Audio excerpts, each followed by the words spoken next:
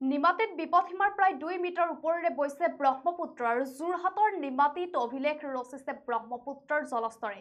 বিগত 33 বছৰৰ অভিলেখ ভংগ কৰি এইবাৰ বিপদজনকভাৱে বৃদ্ধি পাইছে ব্ৰহ্মপুত্ৰৰ জলস্তৰ আৰু কালিৰ দিনটোত নিমাতীত 87.47 মিটাৰ ওপৰেৰে বৈছে ব্ৰহ্মপুত্ৰৰ ঢল আৰু যাৰ ফলত আচলতে যোৰহাট নগৰলৈ ভাবুকি কঢ়িয়াই আনিছে এনেদৰে বৃদ্ধি পোৱা জলস্তৰে।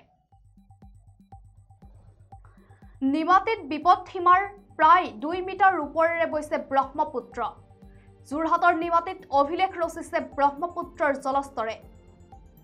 বিগত 33 বছৰৰ অভিলেখ ভংগ কৰি বিপদজনকভাৱে বৃদ্ধি পাইছে ব্ৰহ্মপুত্ৰৰ জলস্তৰ। নিমাতীত 1 জুলাই অৰ্থাৎ কালিৰ দিনটোত 87.47 মিটাৰ ওপৰেৰে বৈছে ব্ৰহ্মপুত্ৰৰ ঢল।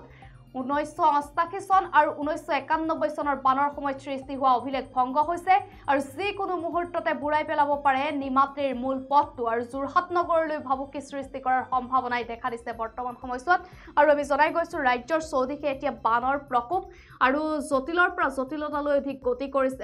ৰাজ্যৰ বান পৰিস্থিতি অধিক ভয়াৱহ হৈ পৰিছে। আচলতে ৰাজ্যৰ বান পৰিস্থিতি ইতিমধ্যে কেইবাখনো জিলালৈ red alert, orange alert, yellow alert जारी करा হৈছে ইতিমধ্যে আৰু সমান্তৰালভাৱে 19খন জিলাৰ আচলতে 1300ৰো অধিক গাঁও বৰ্তমান সময়ছোৱাত বানৰ কবলত পৰিছে। তাৰ মাজতে আচলতে নিমাতীত বিপদসীমাৰ প্ৰায় 2 মিটাৰ ওপৰেৰে বৈছে ব্ৰহ্মপুত্ৰৰ জলস্তৰ আৰু যোৰহাটৰ নিমাতীত আচলতে অভিলেখ ৰচিছে ব্ৰহ্মপুত্ৰৰ জলস্তৰে আৰু বিগত 33 বছৰৰ অভিলেখ ভংগ কৰি বিপদজনকভাৱে বিপদসীমাৰ ওপৰেৰে বৈছে ব্ৰহ্মপুত্ৰৰ জলস্তৰ আৰু 1988 চন আৰু 1991 চন সেই সময়ছোৱাৰ বানৰ সময়ত যি সৃষ্টি হৈছিল অভিলেখ সেই অভিলেখ আচলতে এইবাৰ ভংগ হৈছে আৰু কালিৰ দিনটোত 87.47 মিটাৰ ওপৰেৰে ব্ৰহ্মপুত্ৰৰ ঢল বৈছে আৰু ইয়ে আচলতে যোৰহাট নগৰলৈ ভাবুকি কঢ়িয়াই আনিব পাৰে আৰু যেহেতু আমি জনাই গৈছো যিকোনো মুহূৰ্ততে বুৰাই পেলাব পাৰে নিমাতীৰ মূল পথটো। গতিকে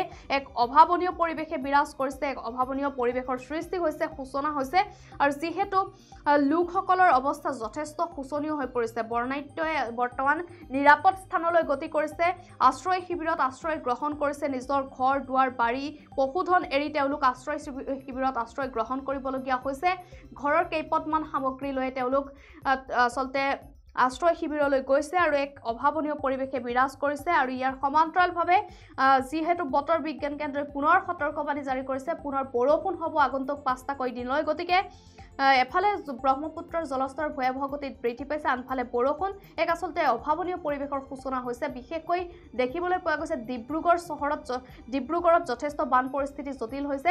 একেদৰে মাজুলীত নিশাৰ ভাগত এটা গুৰুত্বপূৰ্ণ মথাউৰি ছিঙি পৰাৰ ফলত একেলগে আচলতে 4টাকৈ ঘৰ উটুৱাই নিয়াৰ দেখিবলৈ পোৱা গৈছিল। গতিকে এক অভাৱনীয় পৰিৱেশৰ সূচনা হৈছে, জটিল হৈছে আচলতে ৰাজ্যৰ বান পৰিস্থিতি।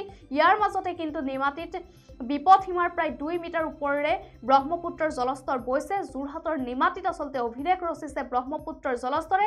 বিগত 33 বছৰৰ অভিলেখ ভংগ কৰি বিপদজনকভাৱে বৃদ্ধি পাইছে ব্ৰহ্মপুত্ৰৰ জলস্তৰ। নিমাতীত 1 জুলাইত 87.47 মিটাৰ ওপৰেৰে বৈছে ব্ৰহ্মপুত্ৰৰ জলস্তৰ আৰু যিহেতু আমি জনাই গৈছো যিকোনো মুহূৰ্ততে বুৰাই পেলাব পাৰে নিমাতীৰ মূল পথটো আৰু যোৰহাট নগৰলৈ ভাবুকি কঢ়িয়াই আনিছে আচলতে এই জলস্তৰ বৃদ্ধি আৰু সমান্তৰালভাৱে 19খন জিলা প্লাবিত হৈছে। যিহেতু বানৰ ফলত 19খন জিলাৰ 1300 গাঁও বৰ্তমান সময়ছোৱাত বানৰ কবলত। গতিকে এক অভাৱনীয় পৰিৱেশ, এক অভাৱনীয় পৰিস্থিতিৰ সৃষ্টি হৈছে আৰু ইয়াৰ মাজতে যিহেতু চৰকাৰৰ তৰফৰ পৰা কিছু ব্যৱস্থা গ্ৰহণ কৰা হৈছে, কিন্তু তাৰ মাজতে বৰষুণ সমান্তৰালভাৱে জলপৃষ্ঠ বৃদ্ধিয়ে লগতে নিপকে যি পানী এৰিছে ইয়েও আচলতে যথেষ্ট ভয়াৱহ পৰিস্থিতিৰ সৃষ্টি কৰিছে।